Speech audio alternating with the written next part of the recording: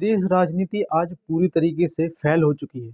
मोदी सरकार में जिस तरीके से विदेश मंत्रालय की तरफ से जो भी पहल की जाती थी, वो एक तरफ़ा की जाती थी। मानो पूरी दुनिया भारत को विश्वगुरु और अमृतकाल का दौर से गुज़र रहे तमाम चीज़ों को देख रहा है। लेकिन आज मोदी सरकार की विदेश नीति पूरी तरीके से फ़ैल हो चुकी है। जहाँ ट्रंप को कई बार मोदी सरकार ने और ख़ासकर मोदी ने अपना मित्र माना, भले ही उनको अंग्रेज़ी में कोई सेंटेंस समझ में नहीं आता, लेकिन वो ठहाके लगाकर उन्हें सीने से लगा देते थे। तब तो तमाम अंधभक्तों को लग रहा था कि मोदी जी की ट्रंप से अच्छी दोस्ती है। लेकिन जब ट्रंप सरकार सत्ता में आई और आते ही उन्होंने लगभग 108 फैसले ऐसे जो बाइडेन सरकार ने जिन पर करार किया था, उनको पलट दिया, यानी कि साइन कर दिया और रद्द कर दिए।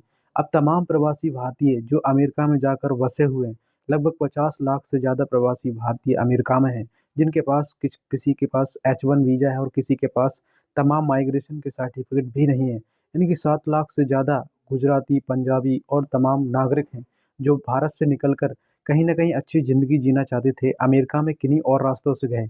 वैसे तो भारत का सिनेमा, मीडिया सब कुछ बताता रहता है कि डोंकी रास्ते से किस तरीके से भारत के प्रवासी मज़दूर अमेरिका जाने के लिए उतावले हैं। यहाँ तक कि उन्होंने अपनी सारी ज़मीन जायदाद और घर को, संपत्ति को नीलाम कर या किसी ने लोन लेकर पहुँचे।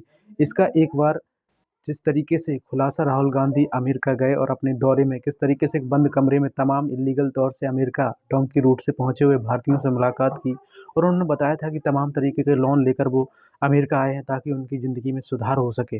सोचिए बाइडेन सरकार ने किस तरीके इन सब लोगों को राहत दे रखी थी।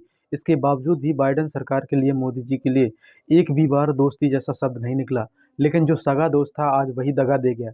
इनकी बाइडेन सरकार बनते ही बाइडेन ने तमाम H1 वीज़ा पर कड़े कानून बना दिए और ये भी जुमला पूरी तरीके से झूठा निकला कि अब मोदी जी की मित्रता कुछ बड़ा असर दिखाएगी।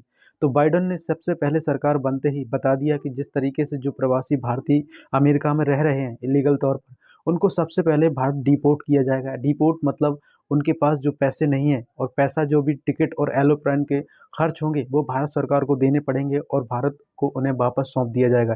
यानी कि अब जो लोग कर्जा लेकर, लोन लेकर अमेरिका गए थे अपनी ज़िंदगी को सँवारने के लिए, बेहतर बनाने के लिए, उन्हें वापस भेज दिया जाएगा।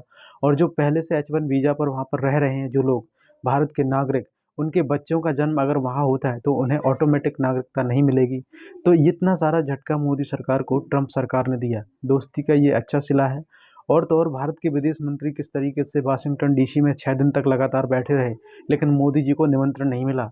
अब तो अंधभक्तों को समझ जाना चाहिए कि विदेशों में मोदी जी का डंका ही नहीं, कटोरा भी बजने लगा। अब किस तरीके से विदेश मंत्रालय के तमाम वो लोग जो इंतज़ार करते रहे कि बाइडेन और ट्रंप सरकार की तरफ से उन्हें कोई फ़ेवर मिलेगा और निमंत्रण मिलेगा। लेकिन बादशाह को निमंत्रण तो नहीं आया, लेकिन सेठ को ज़रूर आ गया।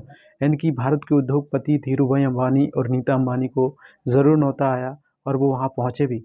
तो शपथ ग्रहण समारोह में मोदी जी को ना बुलाकर किस तरीके से ट्रंप ने एक बड़ा झटका दे दिया और भारत में जो विदेश की कूटनीति और राजनीति है, एक बड़ा विफलता का कारण माना जा सकता है।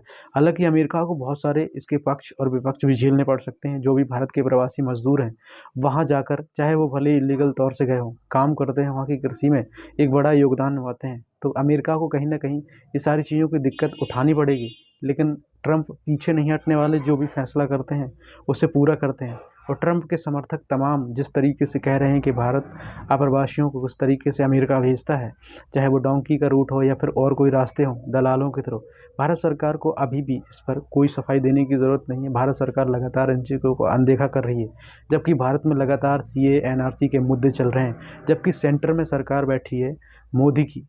मोदी जी पूरी तरीके से अनदेखा कर रहे हैं कि किस तरीके से बांग्लादेशी घुसपैठी भारत में घुस रहे हैं। राजधानी तक में वो कह रहे हैं कि तमाम बांग्लादेशियों को केजरीवाल ने वोट बैंक के तौर पर यूज़ किया है। तब भारत सरकार के अंदर जो गृह मंत्री और रक्षा मंत्री हैं, वो लोग क्या कर रहे थे? क्या हाथ पे हाथ रखकर सिर्फ यह देख रहे थे कि कितने प्रवासी अंदर आ चुके हैं और कितने बाकी हैं? इनकी सिर्फ मॉनिटरिंग और वीडियो रिकॉर्डिंग और रील्स पर अपने आप को दिखाया जाए, जबकि सुरक्षा के बदले तमाम चीज़ों को ताक पर रख दिया गया।